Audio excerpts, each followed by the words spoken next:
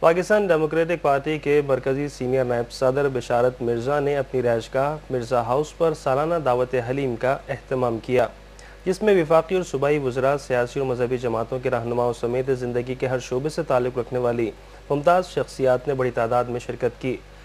دھوم نیوز کے نمائندے نادر شیخ کے مطابق پاکستان ڈیموکریٹک پارٹی کے مرکزی رہنما مشتاق مرزا مرحوم کے صاحبزادے پارٹی کے مرکزی سینئر نائب صدر بشارت مرزا کی جانب سے دی گئی دعوت حلیم میں وفاقی وزیر مذہبی امور خورشید شاہ، سینیٹر رضا ربانی، وزیر اعظم کے مشیر برائے ٹیکسٹائل مرزا اختیار بیگ،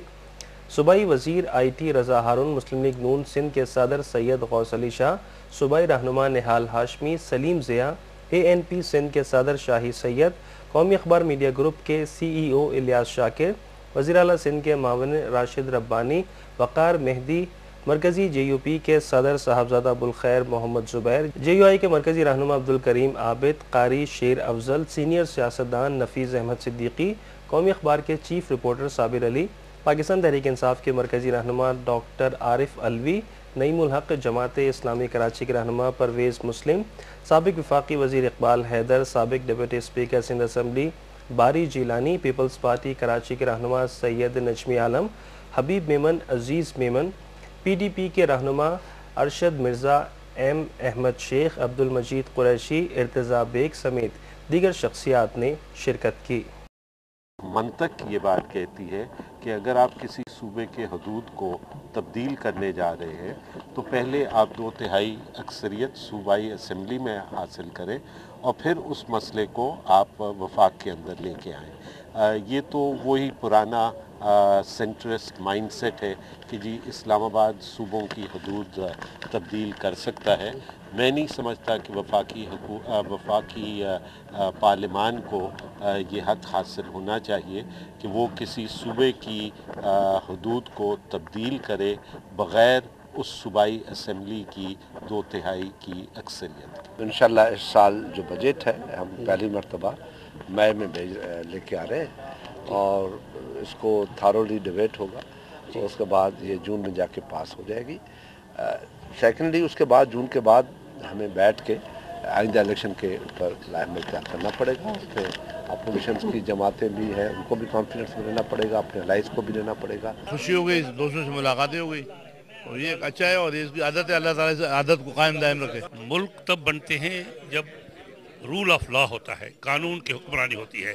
قانون کے نظر میں امیر اور غریب کا فرق نہیں ہوتا ہے۔ تو اب یہاں پہ یہ جو ٹرینڈ ڈیولپ ہو رہی ہے کہ کورٹس کے آرڈرز کو نہ مانو، تو یہ پھر ہمیں انارکی کی طرف لے جائے گی، کیونکہ آخری فیصلہ کورٹوں کا ہوتا ہے اور ہمارے ملک میں تو عدالت عظمیٰ جو سپریم کورٹ ہے، جو زندگی کا فیصلہ کرتی ہے، انسان کی موت اور حیاتی کا فیصلہ کرتی ہے، اس کے آرڈرز کو بھی نہ مانا جائے یا لے لو لات کی جائے اس کو، تو وہ مناسب نہیں۔ ملک کو بہت سارے بحرانوں کا اندرونی اور بیرونی دونوں کا شکار ہے اور ملک کے اندر صورتحال یہ ہے کہ ریٹ آف دی گورنمنٹ کو نظر نہیں آتی کہ حکومت نام کی کوئی چیز ہو، اور سارا مسئلہ یہ کہ ملک بہت خوبصورت ہے، بہت اچھا ملک ہے، اس ملک پہ سب کچھ ہے، اس ملک کے لوگ بہت اچھے ہیں، عوام بہت اچھے ہیں، ہمارے پاس نیچرل ریسورسز بھی ہے، ہمارے پاس ہیومن ریسورسز بھی ہے اور ہمارے پاس تمام چیزیں ہیں، لیکن بدقسمتی یہ ہے کہ ہمارا المیہ یہ ہے کہ ہم اس کو استعمال نہیں کر پا رہے بیڈ گورننس سے۔ وہ تمام جماعتیں، پولیٹیکل جماعتیں جو ایک دوسرے کے گھر تک نہیں جاتی یا جن کے اختلافات کچھ زیادہ ہیں، کہ ان کو کوئی ایک ایسا پلیٹ فارم مہیا ہونا چاہیے جہاں سب مل کے آ بھی سکے بلا کسی جھجک، بلا کسی گریونسز کے، اور بیٹھ کے گفتگو کر سکے۔ تو اسی موٹو کو رکھتے ہوئے یہ حلیم کی ہر سال ہم نے یہ روایت قائم رکھی، اور اس دفعہ بھی اگر آپ غور کریں گے کہ ملک کے جو صورتحال ہے اس کی حالت یہ ہے کہ ڈیموکریٹک سسٹم کے حوالے سے روزانہ ایک نئی خبر آ رہی ہوتی ہے، روزانہ کوشش کی جاتی ہے کہ پارلیمنٹ، جو میں سمجھتا ہوں مدر انسٹیٹیوشن ہے تمام اداروں کا، اس کے لیے کوشش کی جا رہی ہوتی ہے کہ اسے کمزور کیا جائے۔ تو میری کوشش تھی کہ اس جگہ پر آ کے دوست اس بارے میں ڈسکس بھی کریں، اور ایک یونانیمسلی چیز ڈیسائیڈ ہونی چاہیے کہ مدر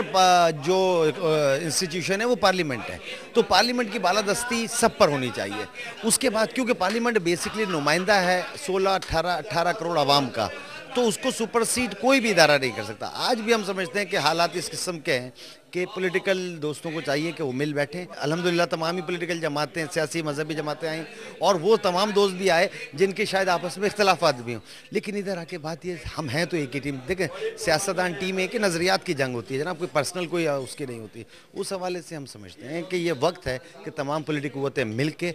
एक बात पर यकजा हो जाए, कम से कम कि पार्लियामेंट बालातर है और उससे बालातर कोई इदारा नहीं।